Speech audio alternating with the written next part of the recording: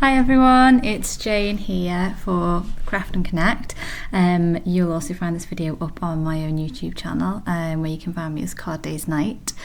And today I'm sharing some inspiration for the April card challenge that Craft and Connect are currently running.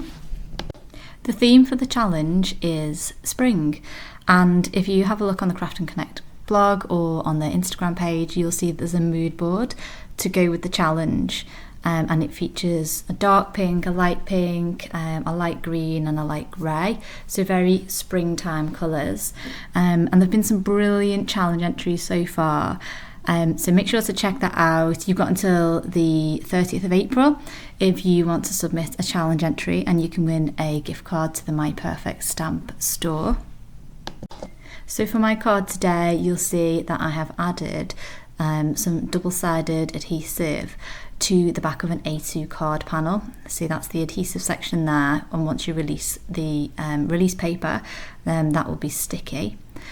So to the front of the card, I'm just die cutting this with the Concord and 9th Empire card front inlay die. And my plan is to use my water brush. This one I think is from Pink and Main, but you can use any water brush that you've got. And take some of these ink refills from Concord and 9th and basically use them to watercolour the chevrons in this background die.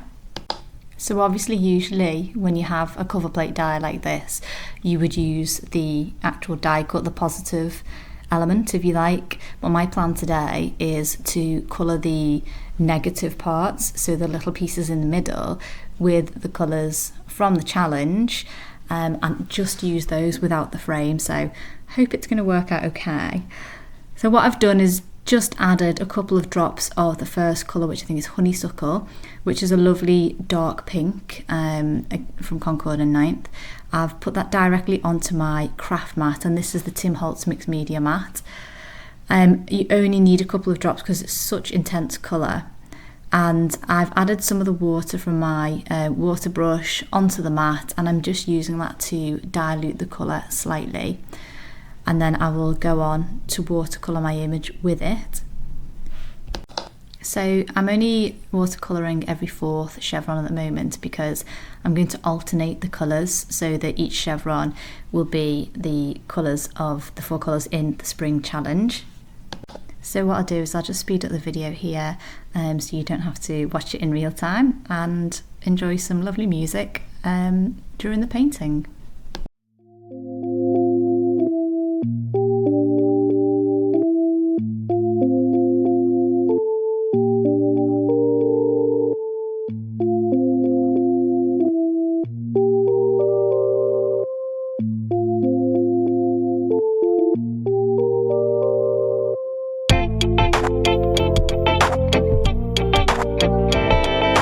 So now that I've finished with the darker pink, I am adding a little bit of water to my craft mat just to dilute that colour a little bit more, and I'm going to use that now as the lighter pink from the colour palette.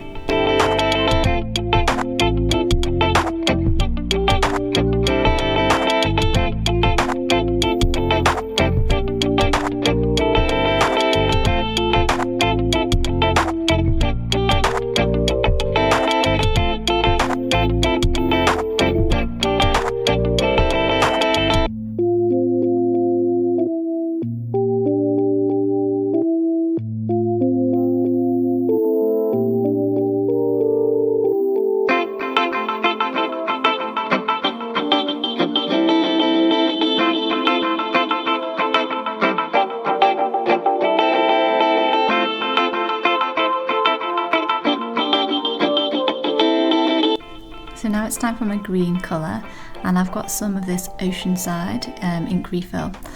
It's quite a dark green, it's actually more of a blue green. So when I add my water to it here, I realised that I want it to have slightly more yellowish tone to it. So then I have grabbed a second colour, which is Buttercup, again from Concord and 9th, and I've just added a few drops of that in. And when mixed together, it did produce more of that yellow-green colour, which is more like the green in the colour palette, so I was quite happy with that, and I've used that for my green tone.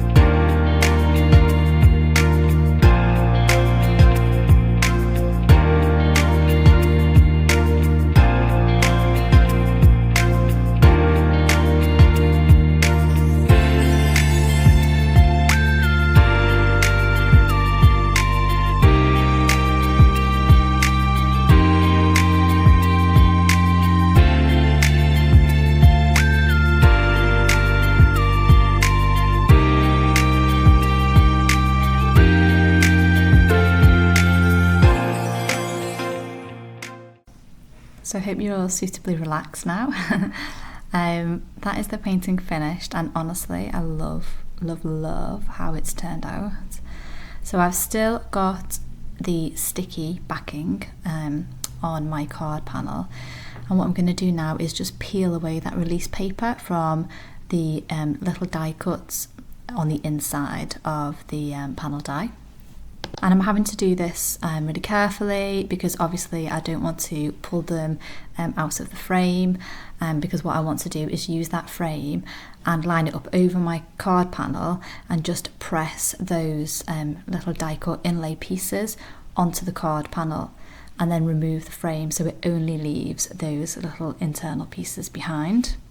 So this was a bit fiddly. I did get the hang of it. It got quicker as the process went on, but what I would say is this is probably not going to be a card for mass producing. So what I'm doing now, obviously just laying the panel down over my card panel, making sure it's lined up squarely. And then I'm just going to press those pieces down where I've removed the backing paper.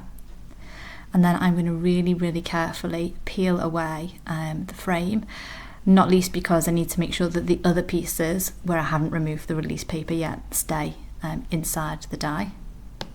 And to be honest, I was really lucky. Everything worked out quite nicely here, and I think it was probably from having that double-sided adhesive on the back of the die held everything together a bit more sturdily. So when I did remove that frame, everything is exactly where it should be. And I just love that texture and dimension. It's turned out so well. I'm really happy with it. I feel like it's quite unusual to have just the negative parts of a cover plate die like this rather than the frame. So it does make quite an unusual card. So to finish it off, I am using the Just Say More dies, again from Concord and 9th. And what I tend to do when I've got a die set like this that does really good general sentiments is I'll sometimes batch make a few of the sentiments. So here I'd cut out a few previously where I'd done the shadow die in white and then the word in black, and then vice versa. So you can see the one I've picked here is the high, where I've got the shadow die in black, and then I've die cut 2 or 3 of the word high from white and stacked them together for some nice dimension. So because I've already got that little bit of dimension, I'm just going to pop it on with liquid glue instead of foam tape. And I'm just eyeballing it to make sure it goes on straight. Actually, the lines in the cover plate die are quite useful to help you see that you've got it on straight and in the right place. So once that is pressed down, I am just going to add a few little dewdrops from Concord and 9th to finish off the card. So I'm using my jewel picker and laying them out where I'd like them to go, and I'm going to secure them in place with some liquid glue. So that pretty much finishes up my card for today. I hope you've enjoyed it. I hope it's given you some good inspiration as to how you can use the mood board and the theme for this month's challenge. Please do share your cards on social media and use the hashtag Craft and Connect Challenge, and we can't wait to see what you come up with.